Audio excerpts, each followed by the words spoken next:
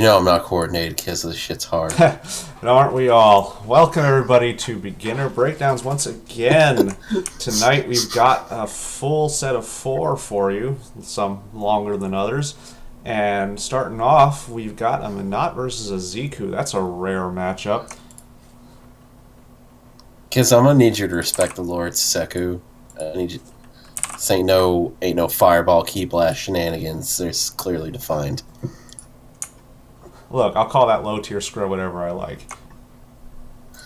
Don't. I was gonna say, like, we have to be on brand, because like, we're getting seen on, Winter Stays On via Capcom. Like, we gotta respect our corporate overlords. I guess. But in all seriousness, the first thing I'm going to say about this matchup is these are both characters who, Minot less so than Zeku, but Zeku especially has been said that his Season 3 incarnation is not great. So it's interesting to see him being played. I mean, now this, again, to be fair, balance in Street Fighter V is not that, bouncy, so him being not as good does not mean he's unplayably bad. No one is unplayably bad in Street Fighter V. But he definitely struggles in some matchups, so I don't really think he does as much in this one, because both he and Minot can play a very kind of keep-outy game, and both kind of start trying to do that, so I think it's a fairly even ground. Yeah. It's kind of hit or miss. Like, I know Minot kind of crumbles, especially, once you get in. So, Zeku definitely kind of has the ability with grams and all that good stuff to, play that range game, and then, once he's in, he can combo and start playing his young Zeku and just get going.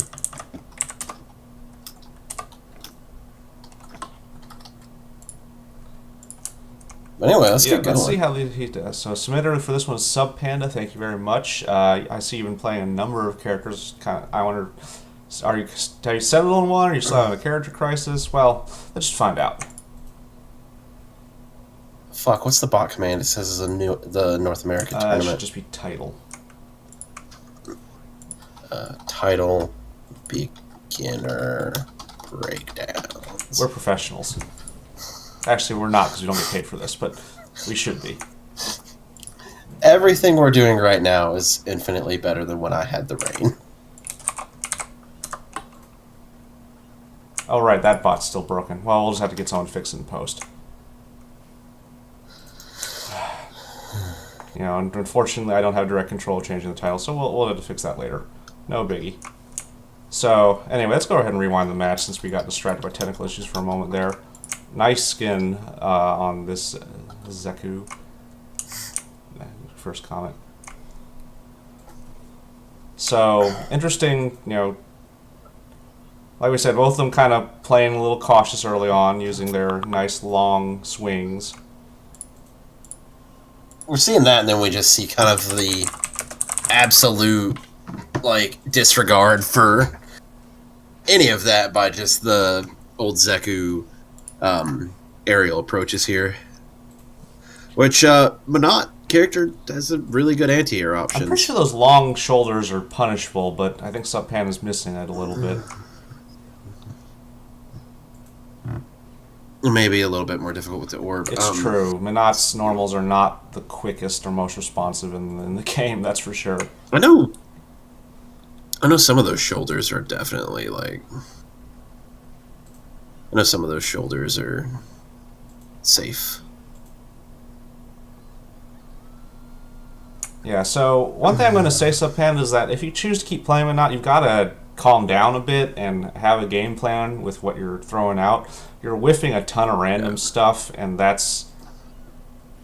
even this guy's punishing it, and the further up you get, the more you'll be punished for just throwing out these, especially big slow normals and random orbs. Minot is a character that relies on you kind of having a plan. Yeah, the light version of that shoulder is... Or no, Hosanto is the shoulder, yes. Right? Yeah, those are all -6. Yeah, so I think Subpan is trying to use like a medium punish, and unfortunately, either doing it slowly or I think some of Not's mediums are just that slow. You know, she's not a very quick character because of her range. And so first game definitely goes to Zeku. So let's go back to that second round because I think that's more illustrative here. But watch how many times Subpana here just kind of throws something like randomly, and just takes the orb out, brings it back in, throws an anti-air when no one's jumping. Like, there's really like not a lot of setups, not a lot of just kind of position behind it. Yeah, Wake Up Super pays off mostly, and I mean every Monat does it. Not to mention it's her only really invincible reversal. See again, throws out the big normal when he is in the air. Where was all those random anti-airs from earlier? Like, Monat is slow, so you do have to like really think about like what you're throwing out, because it's very easy to catch her with her orb out or with her arm extended if she's like just throwing stuff around. And that's why a lot of the best players of her are people who are notoriously like thoughtful, like almost over labby players like Infiltration and the like.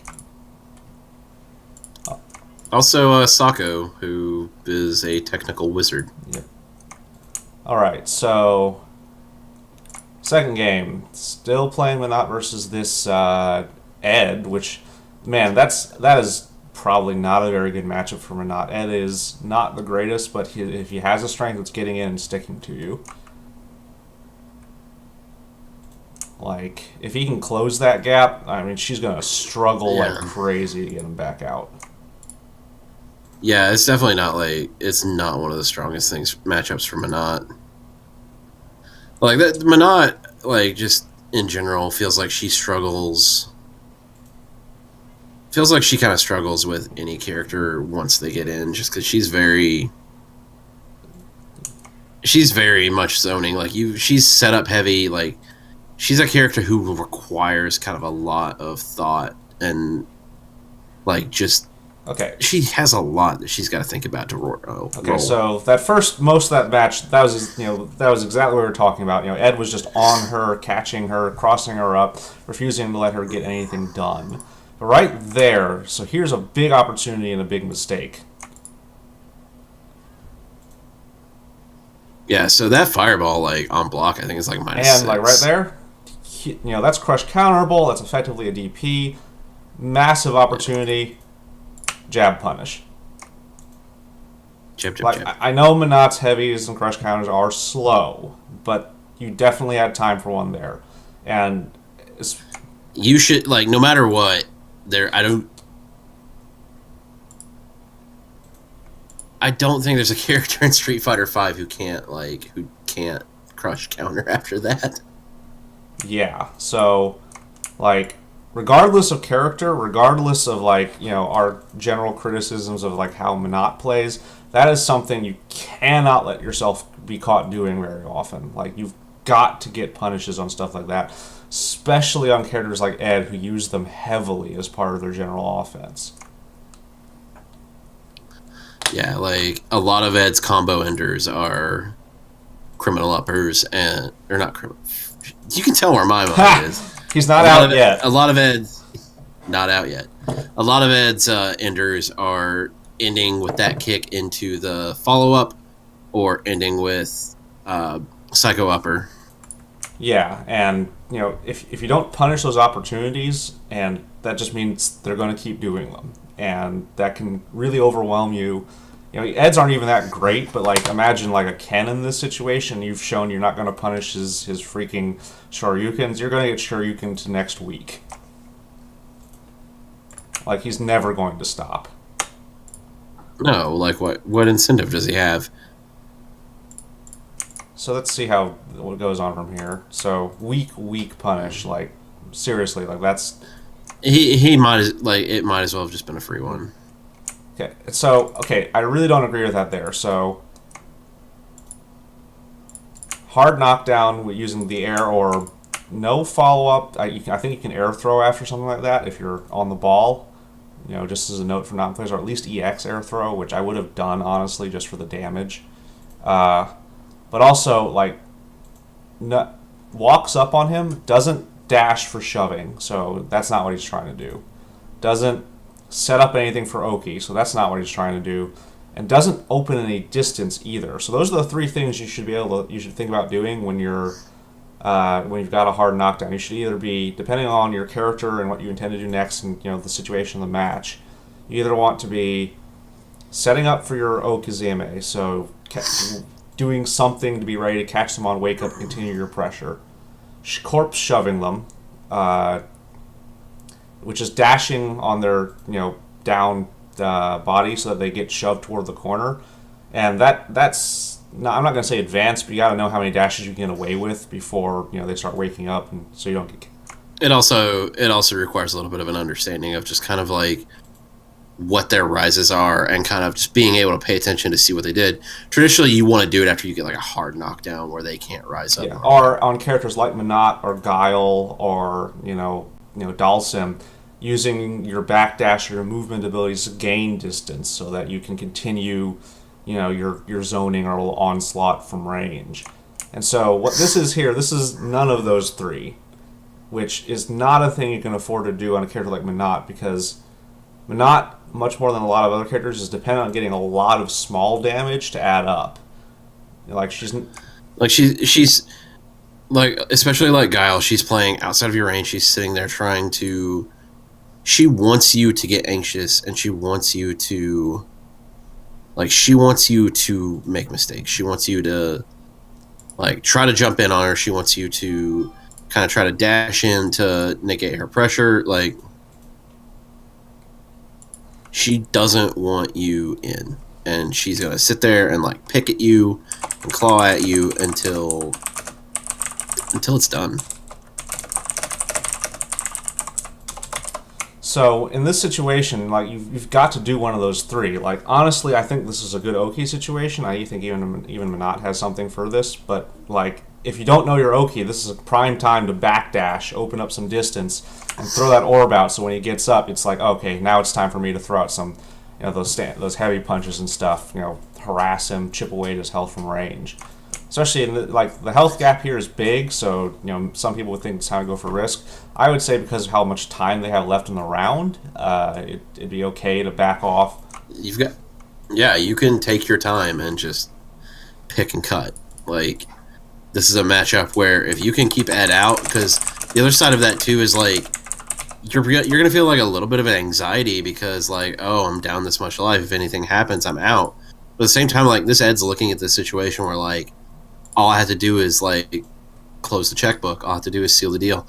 So they're going to be actively playing, trying to get in. They're going to be looking for that one hit. They're going to be a lot hungrier to get that hit and get in.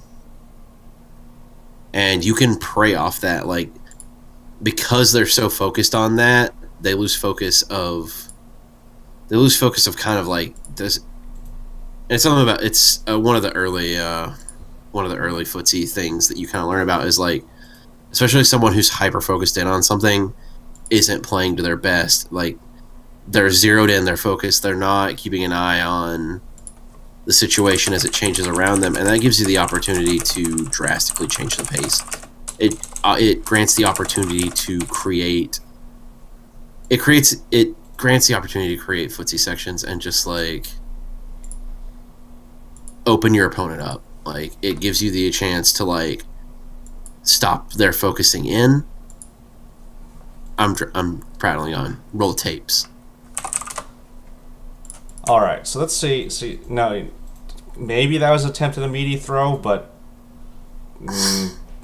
probably not the best option in that situation. Minot's throws don't set her up for anything fairly well. Yeah, and this is the thing too, is like, exactly as I said, like, look at what happened like from that scramble. That Ed immediately went into trying to get in and trying to close it out. Like, he wanted to finish, he wanted to close it out. He was expecting, like, that's what he wanted, and that's what he got. Okay, so second round starting off a little better. Do a good crush counter there. I don't think she gets a follow-up unless the orb is out.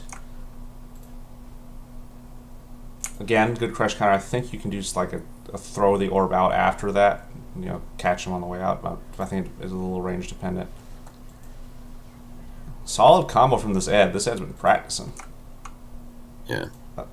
And like Ed has easy execution, but a lot of he does have some pretty advanced tech and some stuff that requires a little bit more execution, especially as far as like he's got some micro dashing, like a couple of really like just he's got some sneakiness. So I want to give a compliment to Subpan on that corner situation. That was solid defense in a rough situation. Like caught here, takes it almost stunned, but still blocks the cross up and lets it push him out of the corner and get the sweep and knockdown and reverse the situation. Like that's good work. That's something that's a strength you should think about. Like staying calm in a situation where you're almost stunned.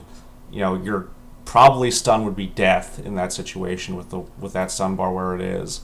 So keeping calm, getting out of the corner, and then forcing them into the corner. Excellent work. Something everyone should practice. Like hell, I tend to get panicky in the corner. Like it's a thing. You gotta focus on it. So I just wanted to give a compliment on that because we don't want to spend the whole time tearing people down. That's like our evil twins with the goatees. All right, let's roll the tapes. So one thing we're seeing here is like effectively some really good kind of orb placement. There's a little bit of keep out, like, and like this Ed player, it's very apparent they don't know their spacing. So we see a bit of the drop on kind of the fatal setup from Manat. Like that's especially one of the things that you want to get there is like you have all of the. Hey now. Yeah. So.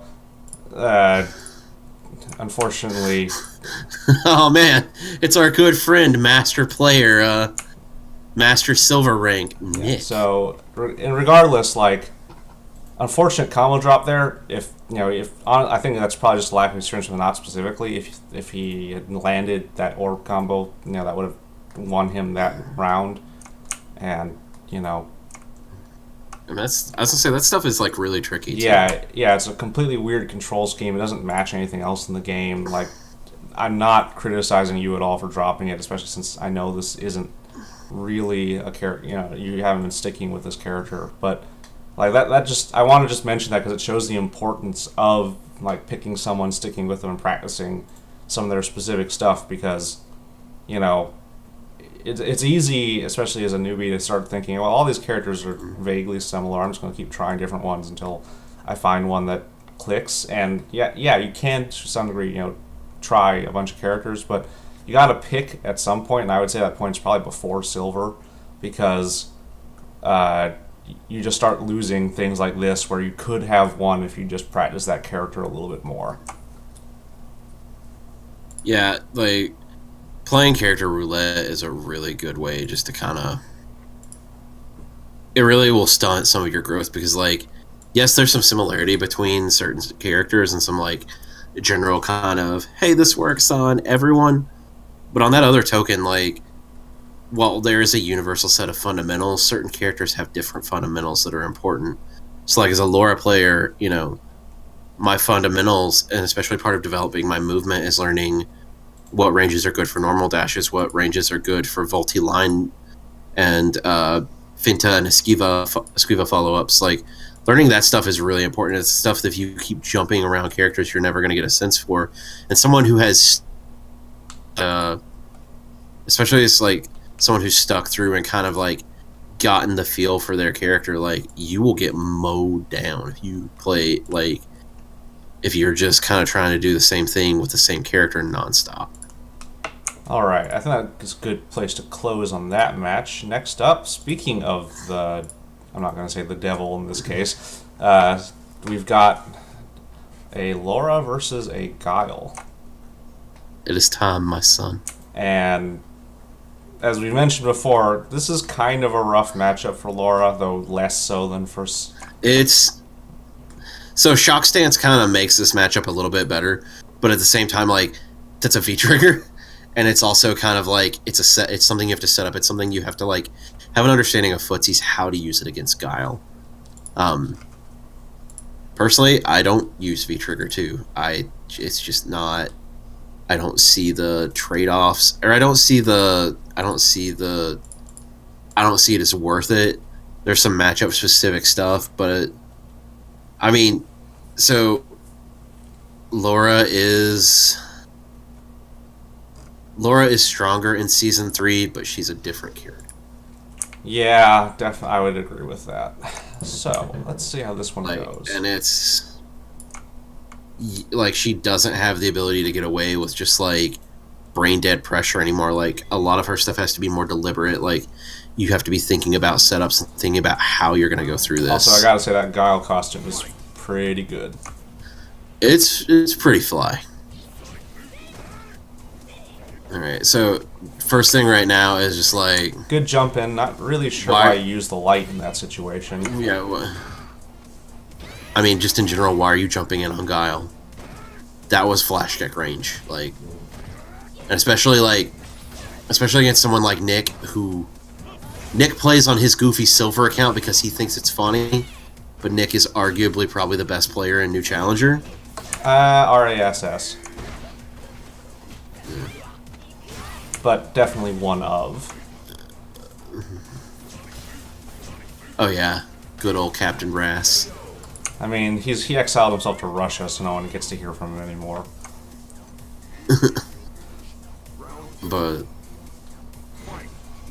just like, and this is a matchup where Laura. Oh, that was a good so that ties back to something we just mentioned. That was the right idea with the wrong spacing. Like that's one of those things where it's like, again, if you don't practice the same character for a while, like you're like, why the heck did that miss? And you know, Seth's like, oh, because you're a little bit too far out, and so I wouldn't have done it. But like that's the sort of like spacing and range stuff that you can't learn unless you like focus on one character.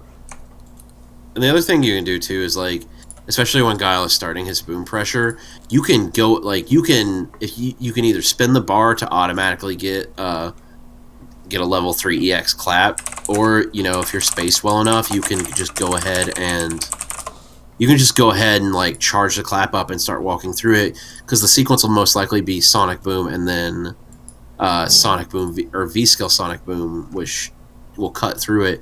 But it also gives you, by that point, like the boom will trade with the V-Skill and everything, and you can actually dash through that.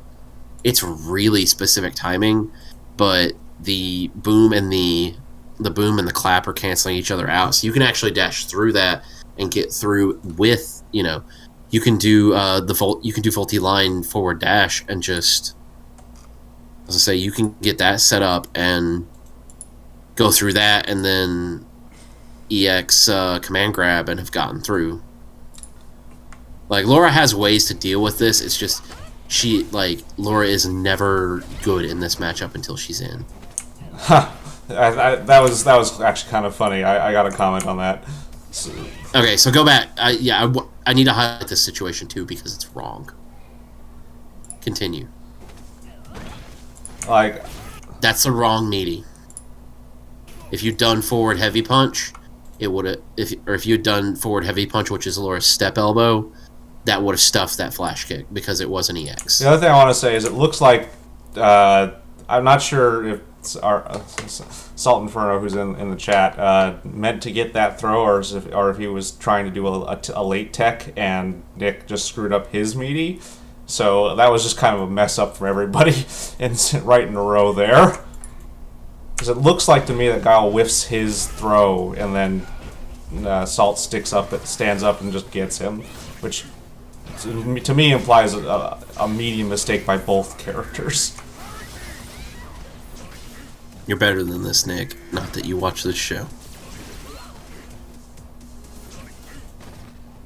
Oh, jump in again, and good use of that V trigger to slow down time so he could get the flash kick. But again, don't jump in on Guile, especially a Guile V trigger ready to rip. I'm just gonna brush it. He's just gonna brush his hat at you. I mean, this is that Capcom seal of quality. But yeah, just like, you can't jump in on a Guile, especially one as good as Nick actually is. Like you can't. You shouldn't be jumping in on Guile in general. Yeah, I mean, in general, but, like, it's a crouching heavy punch will shut you down. Like, you can fake jump ins against Guile, and if you really, really read a boom, you can do it, but both of those require, like, telepathy. But faking jump ins is actually a lot better. You can learn a spacing to jump where most of his anti-air options will whiff, but it looks like you're jumping into flash hit range, and that'll bait out a lot of Guiles. But even then, you got to be careful with that, because as you face better opponents, better Guiles will. Okay, so go back. I want to highlight a situation here. Here? A little bit further, because this happens twice in a row.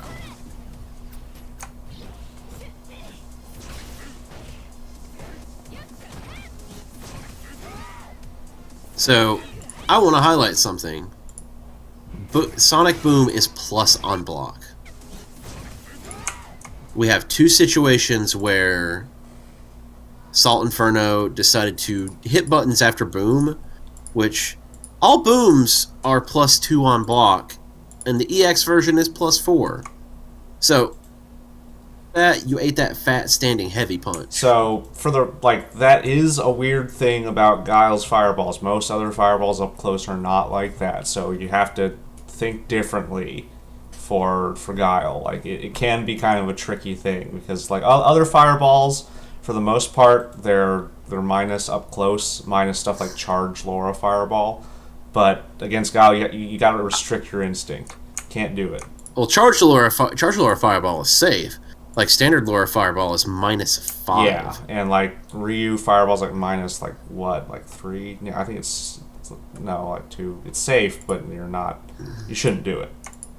Like, I can't remember exactly, but all their fireballs pretty much at that range are minus, but Guile's is... Yeah, Ryu Hadoken is -6 on block. Yeah, so you get used to trying to punish a fireball up close, because, like, oh, they threw a fireball up close. That's a generally unsafe thing. That's true about almost everybody, but it's not true about Guile. It really frustrates people, but you've got to respect his booms even up close. I'd make the joke at this is why you're supposed to get in on Guile, but Street Fighter V Guile can also, like, kick your shit in, actually, like, point blank. So, right here, that's that corpse pushing. Yeah. Which he used he used the boom to do that, because if Laura had jumped up, the boom would have gotten caught the boom would have lost armor because of... Or sorry, the Laura EX elbow would have lost armor because of that boom being out, which means it could have been grabbed, which means he could have done a jab and stuffed it. There's all sorts of bad stuff that could go down. So again, something goes wrong with Nick's meaties there, so I don't know what the heck keeps happening with him and his getting thrown by what's probably a tech attempt on Wake Up, but... If I had to guess, Salt Inferno does not live very far from where I personally live. And my connection with Nick every time I play is straight booty, because he lives in California. Ah, okay, he's over with me. That maybe does explain it. Yeah.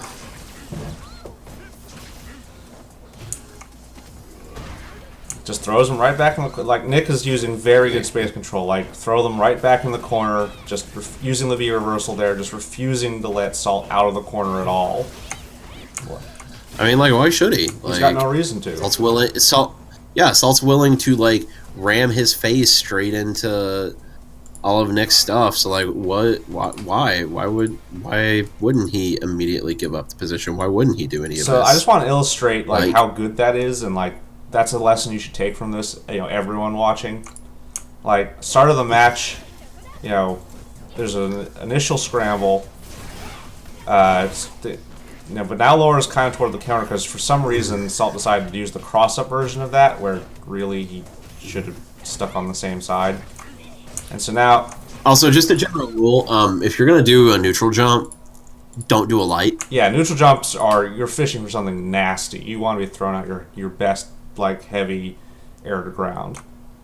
Like if you're neutral jumping, you think you have a read, you're going to land on them with something nasty. If you're neutral jumping into a light, you're kind of using the worst of both worlds. You're being non-committal to an option that's already pretty risky, and therefore you won't get much reward for making that big guess.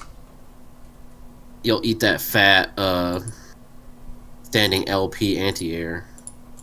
You know, I mean, yeah, I mean, it depends on what you can eat. Like, I've like some characters it's worse than others. You know, I've seen people neutral jump badly against Geef and just get jumped up like spinning pile driver. But in general, a neutral jump is a bet, and if you're making that kind of bet, you want it to pay. You got to think about it like that. Yeah, like if you're betting, you better bet smart. Like if you're betting and then you're getting like these little piddly lights for like 10 damage and then no combo, it's like, why'd you even make that bet? I mean, it's definitely that. It's just like, you know, any bet in Street Fighter you make, you want to be doing. I was gonna say, if you're betting in Street Fighter V, you want to be betting with something that's like heavily in your favor. Don't commit to nonsense. Like, if you're really gonna go in there, like, go in. Yeah, and bets in general in Street Fighter V are like heavily in the attacker's favor. So you've got to make sure you're making those big bets as the attacker, because otherwise you won't survive the reverse on the defense.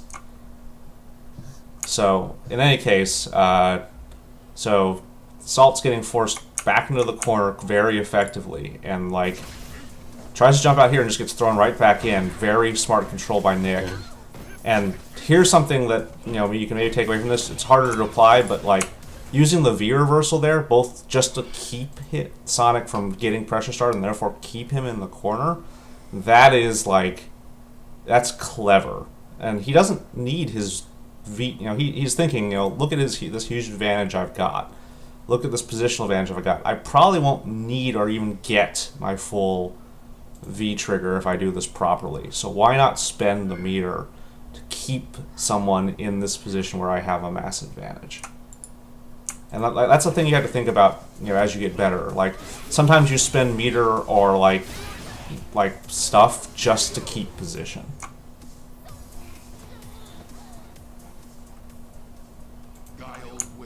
All right, so I believe there's a second set of matches in here with a second person.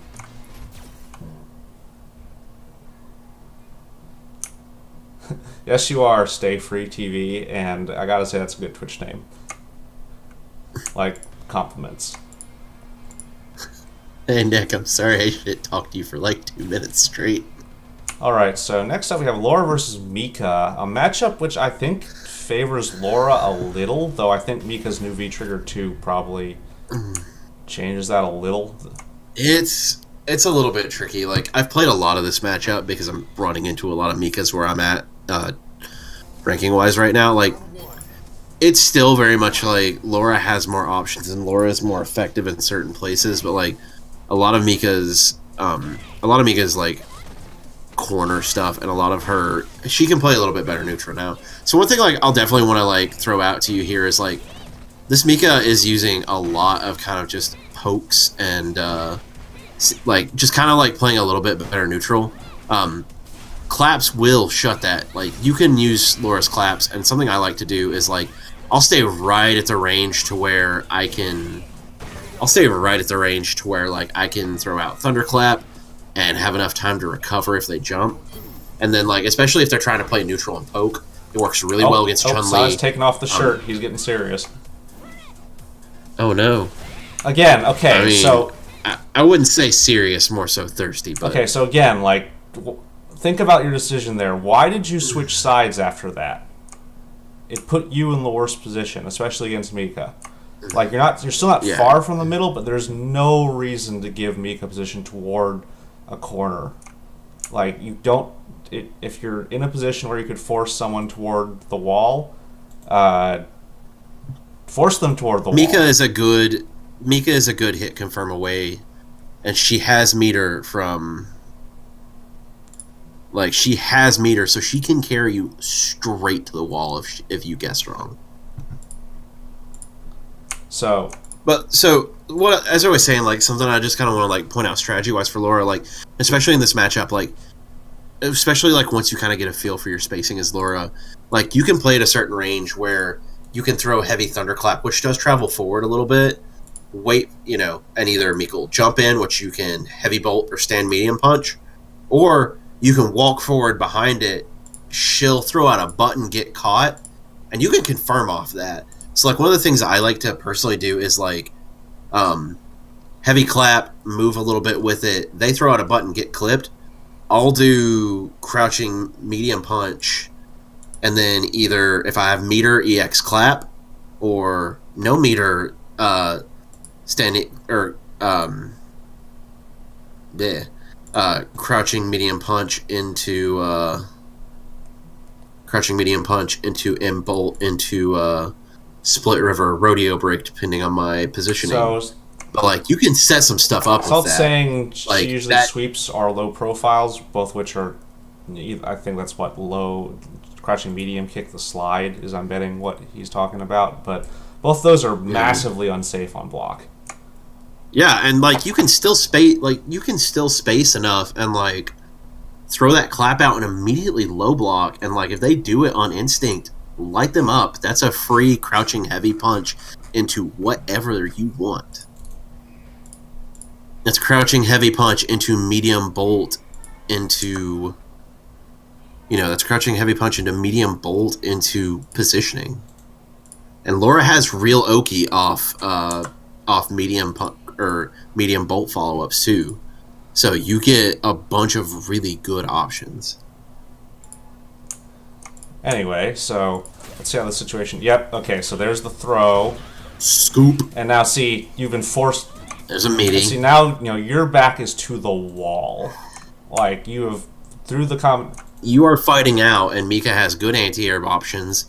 She has an EX command throw anti-air.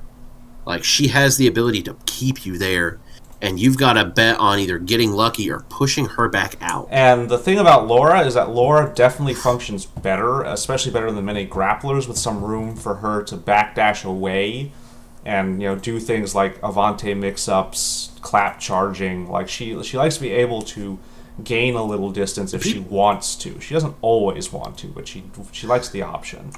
Like, Laura is very much a character who can put you in the corner and then you die. She's also a character who can, like, she has neutral now. That's the thing I was saying earlier. Like, Laura doesn't, like, she's not as brain dead, but, like, a lot of her neutral changed. Like, she's expected to play it now, and she has the tool. She may not be able to play ranged pokes like Chun-Li or stuff like Guile, but she has her own neutral that is, like, disgusting. Like, she can set up so many things, and, like, you can start the blender off whatever. Like, so I just want to illustrate a point. So, I don't know it exactly off the top of my head because I rely on a frame data app because I'm a child. Good fight. So before you get started, real quick comments, Salt Inferno, you did fight your way out pretty effectively there. It's just that, it's more that you should not be in that situation in the first place if you can avoid it. Sorry to interrupt. Yeah. So, like, Thunderclap is... What was I say? Thunderclap is 0 on hit, so you can... there are definite follow-ups to it.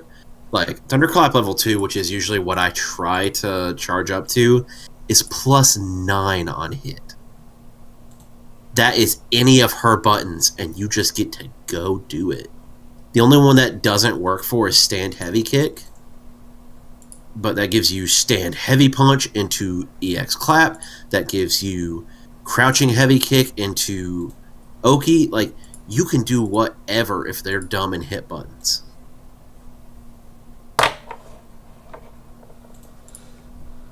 All right, so now you have advantage, but good. That was dumb. Why did you do that? Yeah, I don't know why you would throw in that situation. Like why are... Oh. There's a guy I've been training with in the lore disc who's just like, who brings up a really good point. Why did you need that? Like, why did you do that? What purpose did that serve? What did you stand to gain from that versus what you stood to lose? Yeah, like, Laura does not depend on her command throw very much comparatively. Like it's there as an option, but it's a risk. But it's a risk she doesn't want to take Like, when she can just keep hitting you with these plus on block moves, or even going -2 and getting out. Yeah, and like a lot of her -2 stuff, you can cancel backwards with. Compliments there, solid punish. V-skill. Solid punish on that. Yeah. I don't know why. Yes. I think Exal was not paying attention there. Should not have done that shooting Peach. Okay, got her in the corner, but honestly, what I would say happened to you there is you were playing a little bit too far out. Like,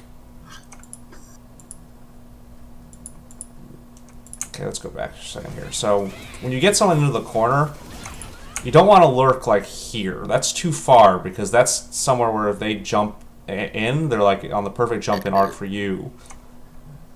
So let me kind of cut in on that. That range is really terrifying with Laura. So standing medium punch got buffed, like, to beat any jump in from basically this range. She also has heavy bolt, which is dedicated Oki on knockdown. So like, especially from like right here, if Mika jumps in, and Laura gets the standing heavy punch, or sorry, standing medium punch, that's a 50-50. Okay, so I mean cancel that. Character does change what ranges are good and not good. But I think, like, for whatever reason, you back off. Either you're backing off too far, or you're like, you saw her jump and then you whiffed a couple of moves and let her jump again.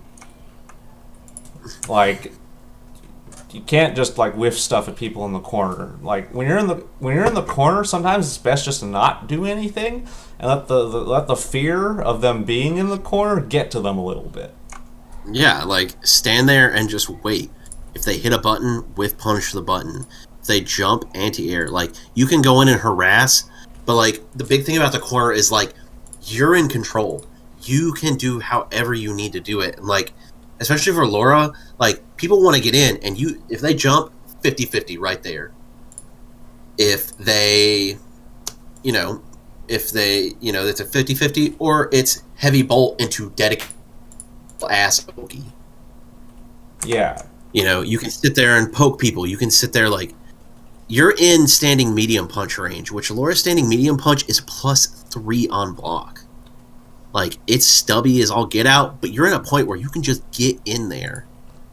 So, Salt says, yeah, I'm still learning current control. I'm terrible at it right now, which, I mean, it's understandable. It's one of those things you don't learn right away, and it's a skill you have to learn as part of the overall, like, space control of the game, which is the thing that takes... It's just a thing that you're learning ongoing, right? But... I was gonna say... But, like... I was gonna say, Salt, like, I will... Like, we'll play some games this weekend since I'm on like a 4-day. Since I'm on like a 4-day weekend, like, and I'll show you corner control because it's one of the things that I'm really good at. So, regardless, lacking corner control there. Like, if you had kept corner control there, you probably could have closed this out. That's one combo, or even like maybe a combo and a poke from death. And when you have someone in the corner, that's very easy to get.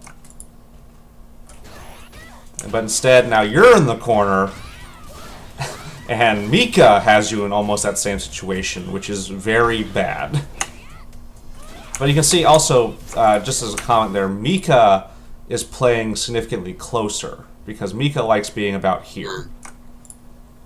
Yeah, and like, Mika's looking to get you with a good poke, tick throw, start, like, she wants the knockdown in the corner, because that's where she, like, Mika's throw Oki is real. Like, we tell people a lot, like, if you see Laura dash up and try to sunset, will you? Jab it, it's fake. If you get EX sunset, it's fake. Jab it. Like, shut this stuff down. Like, Mika's is real. You getting scooped. Yeah, so, once again, excellent job fighting your way out there. Like, lack of panic, good use of moves, just fighting her out using your charged bolts and EX bolts to force her out of the corner and back to a space where she was uncomfortable and then win the match. Like, compliments on that. But, like, being able to fight out of the corner is one of those things that you learn it because you have to, but you'd rather exercise the opposite of it as much as you possibly can. All right, so But just like, so one, I do want to say one more thing before like we send you on your way. Like, you need to mitigate your risks a lot better at the end of that, because like, what? It's like I said earlier. What did you put on the line with that? Like, play this right here, please. Like, that was a bit of a read, but what did you stand to gain versus what did you stand to lose there? Like, that combo you did wasn't real. Like, that overhead, look at how much Mika had. If that was blocked, she has enough damage to not only get the damage on you, but also just get in and start the blender, which at that point it's dedicated Oki. You have to guess right or eat it. Like, when you're at that level, and especially when you had a life lead, you had no reason to go and get that risky. You could have stayed back and played claps. You could have stayed back and just pressured. Like, you didn't have to do that. Especially against Mika, who struggles still in the neutral quite severely. And like, you had 55 seconds. She doesn't have a projectile. You could have stood at the other side of the stage and just let her come in. At that point, you're the one with power. And so it's not like terrible. It's a thing a lot of people do, especially like right at the end when they're trying to close out. It's like, if I just take this one big risk and hit them once, it's over. So I'll take this risk, because they're not thinking in terms of, oh, I have this much health and the other guy has like this much health. They're thinking in terms of, I want this to be over in the fastest possible way, so I'm going to do a 50-50 that's risky and kill them. But getting better means learning to say, oh, I don't need to take that risk. Sure, it won't kill them now, but the timer will kill them in 55 seconds as surely as it will, as surely as my risk will, far more surely. And instead I can just wait and play safe, and they'll either hang themselves or they'll just lose. And like, I admit it, I have problems with that. I'm an antsy player sometimes. I like watching people die, but sometimes it's better just to let them make their own mistakes. Alright, next up, another repeat submitter. SRO Cargast, the Guile here, versus Akuma. I gotta say, great title on his video. I'm probably only going to do a couple matches out of this one since it's 20 minutes long. But if he doesn't get Shungoku Satsu at least once, based on his title, I will be very disappointed in him. And yeah, it is not like a demon should come out at any point, like always.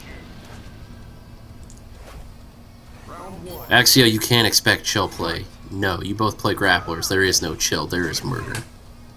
That's where you fucked up. No punish on the sweep there from this Akuma. I mean, maybe he was out of range. Akuma's sweep isn't the greatest. So that was a bit of a missed opportunity, because that no meter for an EX reversal. Like, and that, as I say, there was a full combo waiting for that from that. Let's say there was a full punish for that Tatsu. Okay, so this Akuma has practiced his combos, but has not practiced his like wake up options, which is a big miss on Akuma. Akuma like thrives on his huge plus on block wake up options. Like, that's how you gotta play with the guy. Like, he's almost like a sort of like grappler type in that way. But this Akuma just isn't doing it, which is letting our man Cargas just chip him to death. Yeah. Which I think Cargas is our friend too. Ooh! Good. Ooh! Good use of the flash kick there, like.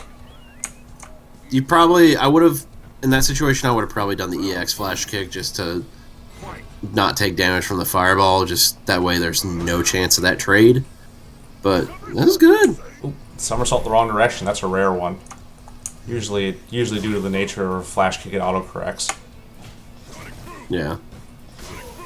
Good anti-airs. Like, so Cargas has definitely tightened up from the last time we showed him. Like, this I'm really happy with this Like, change. he is playing a much smarter defensive strategy. He's not playing nearly as antsy. But he is cornered, but this Akuma doesn't know how to take advantage of it very well. So, like, this is like bad. This is bad corner control .jpeg right here. Like he just threw it away. I mean, it's okay. It's okay. It's safe. It was dumb, but it's safe. But like that was I liked it. Oh, that's unfortunate. Get got, nerd. Yeah, that's not immune to fireballs. Get got. So, for the record, Akuma guys, it's immune to like hits, but it's not immune to fireballs. Like and obviously it can be jumped. That was hilarious. I love it. Like, definitely Kargas is playing way smarter than he was the last couple times we've seen him. Oh, air throw. Someone clip that for me. That air throw was, like, his anti-airs are much more on point. He's still missing some, and he's still doing some weird jumps. Yeah. But, like, overall, like, he's playing in a way that's intentionally going to frustrate players at this level. Like, the way that he's playing is, like, it's very calculated. It's very deliberate. Like, it's basic, but at the same time, like, it's a game plan that has its uses even in, like, our I think level. that was a missed flash kick there based on the input.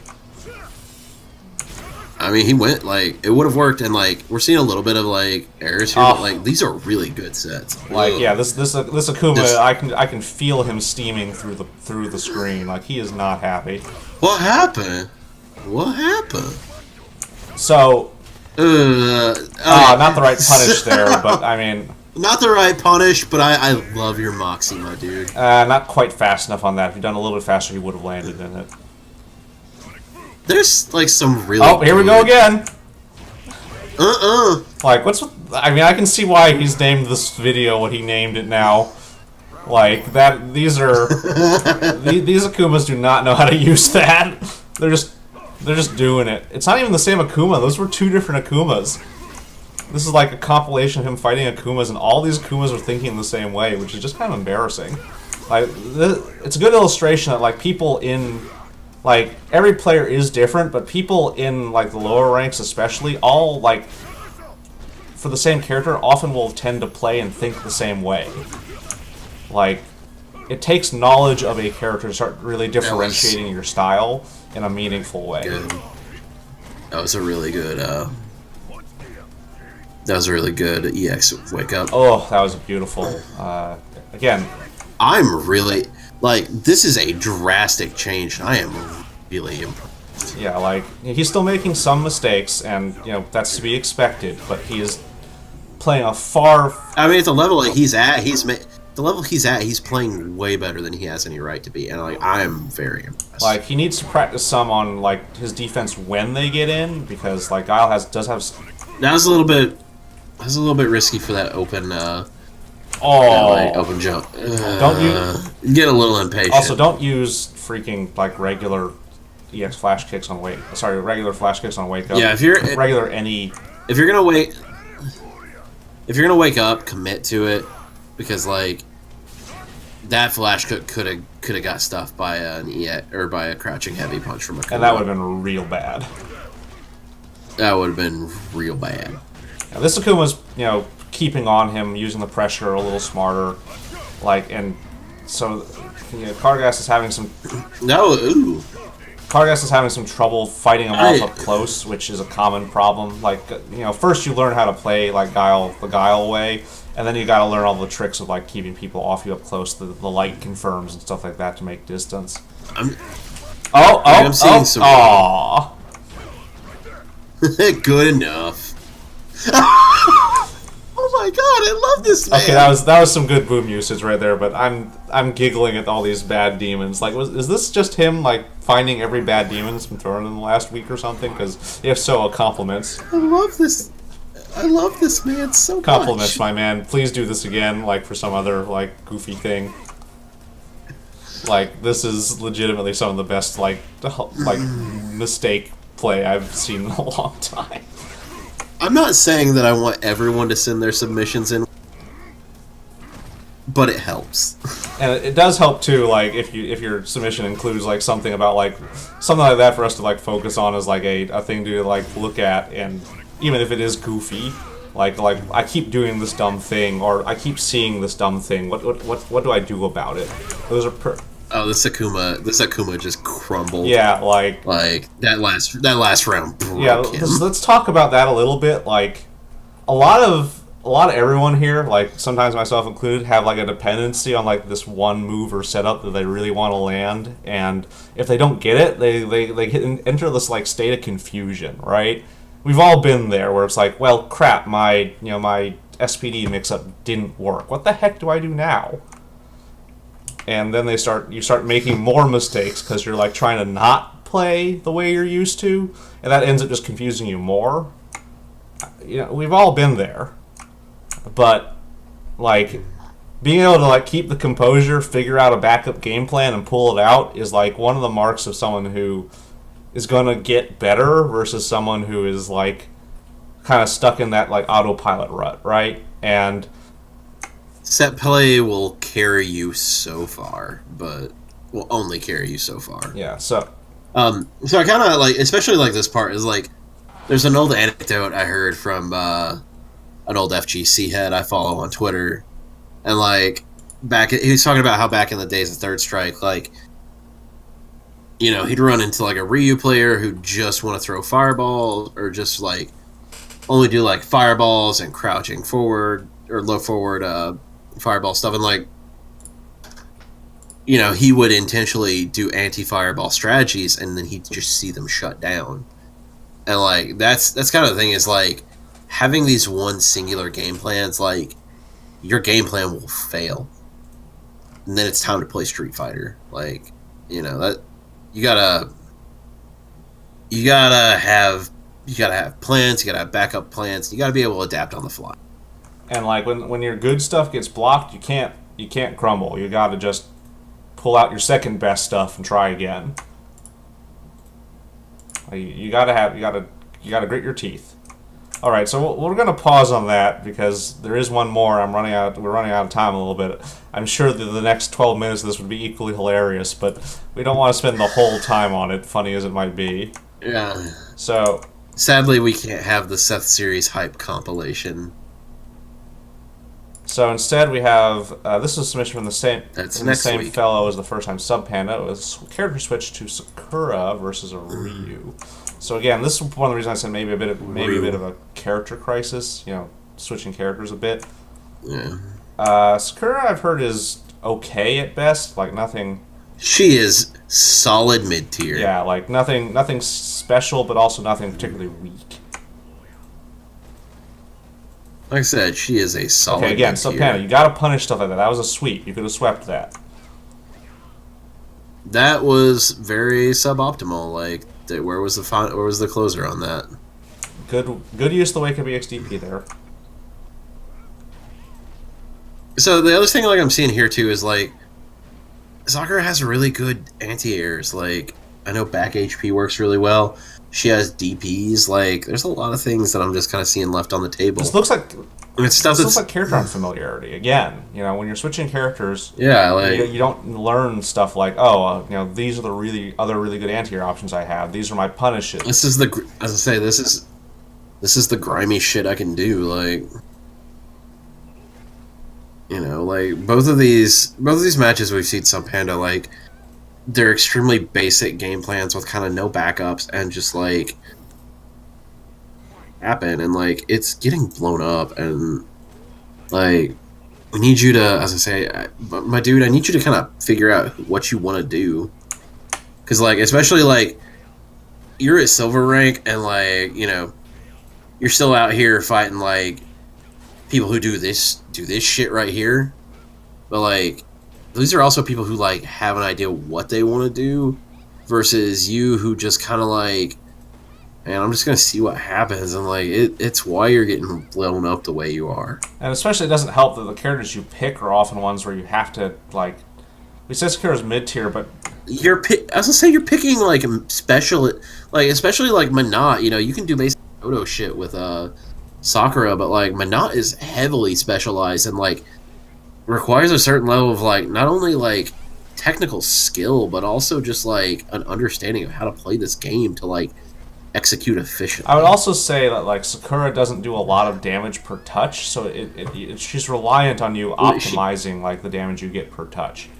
Otherwise, she's also a hit confirmed monster, which is a skill you'd have if you like, which is a skill you foster as you kind of grow and like as you have experience with a character. Like if I'm playing Laura, like I know damn good and well when I'm hitting like back in season 2, I hit every single time, or at least 95%, because no one's perfect. Like I always had my, standing light kick, standing medium kick, counter hit setups. Like if I did them, they hit, and like I knew they hit because if they didn't, I didn't do them.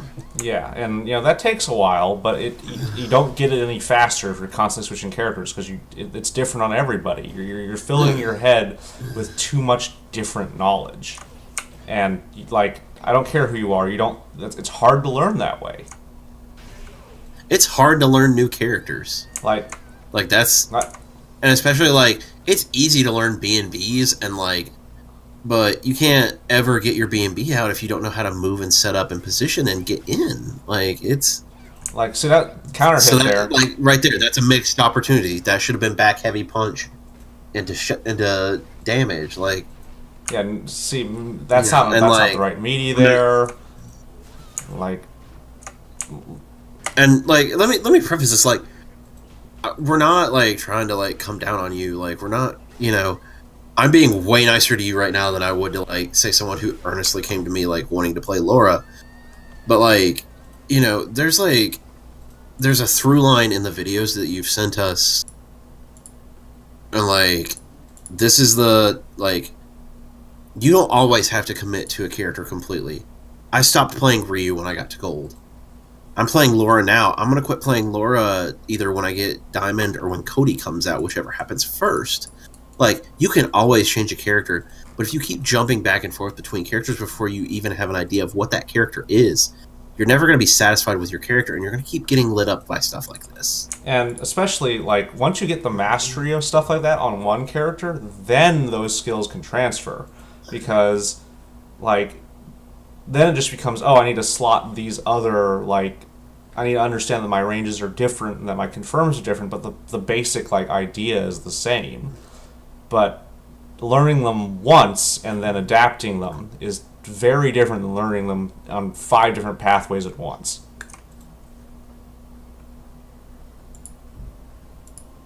And like having that sense of character familiarity gives you the ability to, it just gives you the ability to like know some shit that people don't know how to deal with. Like I know Laura setups that like I know because I played this character a while. When I was talking to Salt earlier about like, yeah, I do this, this, and this, like I'll throw claps and wait for you to hit a button so that I can start some dope shit. Like that's like I know that because I played shit. Yes, I'm using the correct terminology. It's also Okazume, not Okizumi or Go Okizime. back to Tekken Eris. No. I'll beat you there too. No, you're better at Tekken than I am. But no, like, just don't tell me how to talk, Zorlon 9. I'm a grown ass man. But in general, just if you keep having these character crises, and if you keep just like part of the reason you're having character crises is because you're not sticking with a character long enough to understand what that character can and like do. Counter example right here, Kargas has just sent us 3 weeks of Guile replays, and in every one he's doing better. Like, so I don't know if you watched last week's beginner breakdown. A, because it was a mess, and B, because like, look at this. Like, this is such a drastic improvement from his previous play, and Yes, we know you're sending a video, Salt Inferno. My inbox is flooded. I love you, buddy. Yeah, and Salt Inferno is also definitely showing improvement too. Like it, Jimmy, get out of my show. I'm not dealing with your shenanigans right now. but there's a definite difference between people who are sticking to a plan and grinding it out, and people who are like fidgeting and trying to settle on a character. And like, don't feel like you have to take a character into a ranked match. Like, that's the one thing like people don't understand is like casual matches exist and casual matches own. Bad super one more time for the record books. Just ate that boom. Counter hit too, so he's trying to mash a button after his own block super. God, I love like Cargast. I'm so happy. Like I'm so happy that you have like made these changes. Like I am so proud of you, my guy. I mean that. Jimmy, you are the moderator. Anyway, don't tell him like, yeah, Jimmy, you are the moderator, but I'm the better one. In any case, thank you for everyone who sent in videos this week, especially those of you who are repeated video senders. Just because, like, being able to see like repetition and improvement is a big part of the show. Like, especially like if you happen to have like, I'm going to suggest something for those of you who are considering sending something in. Sending us like one from like early on in your play of a character and one from where you are now can be very interesting and helpful in some ways because it lets us send us a match you're proud of and send us a match you think you need to improve on. Well, yeah. Ooh, that was good. Yo, that was dope. Yeah. So because did you see that? I did. Like that. Oh my god! That just commenting, excellent, super great use of the V trigger there. Oh my god, that was dope. And using the invincibility there to get out of the fireball trap, absolute madness. Oh, it's so good. So, it's so good. Yeah, like that's the kind of reactions we want to have. And that we can get that kind of reaction by being able to see you change your play and improve. And that means, send us multiple ones, send us ones where you're proud of and one you're upset with, and we'll be able to give you like both sides and like show you stuff like this where it's like holy crap, it's like night and day. It's so rewarding to see people like sincerely like get better. And like I want to preface something like really important. We kind of close out here, like, because I were a little bit harsher with some of our commentary today, but like the stuff we're saying comes from a place of like genuine understanding, and like both of us have been there. Like I went through a pretty bad character crisis when AE started. I got deranked from ultra plat to super and kind of having ground my way back up. But like we say this stuff because we care about you, because like we want you all to grow, and like I am never going to be the guy who's in your face telling you to quit.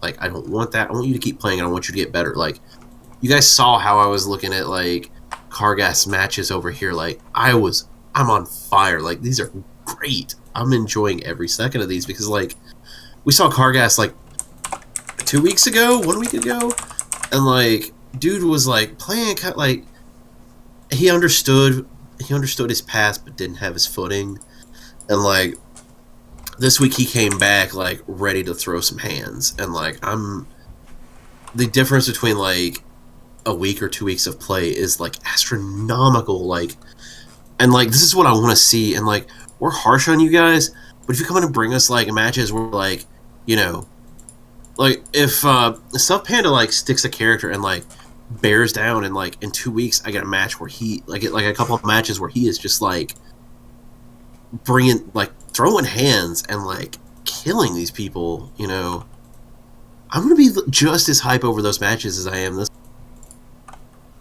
So don't let us like coming down and like being very blunt with some of our like stuff there. Like you've built your foundation and we're inspecting the holes in your foundation. Like I'm so subconscious about it now that someone said something. But you built your house. I'm like, my dude, there's like termites and stuff in here. Let's get this out. Like, come on, man. So just keep that in mind. And like Kizza and I are like both like way more laid back than some of the other coaches around here. So just, shut up, Grandpa. All right. Appreciate everybody coming out tonight. Really, really great submissions from everybody. Please send more. We are always happy to see more, and especially always happy to see people improve. So please submit your replays as usual to nchbeginnerbreakdowns@gmail.com or to myself or Seth on the Discord, where we are very contactable. We accept submissions in both YouTube form and through replay ID or other things. If you have trouble or unable to record your replays, that's fine. We just want to see them from you. I'll record them on YouTube myself. The main reason we use YouTube and stuff like it is it's easier to scroll back and forth in matches and go back to watch things like hilarious Raging Demon screw-ups or whatever and comment on them. So, again, hope to see you all again next week, and hopefully some new friends. And everybody, have a great evening. Have a good night, y'all.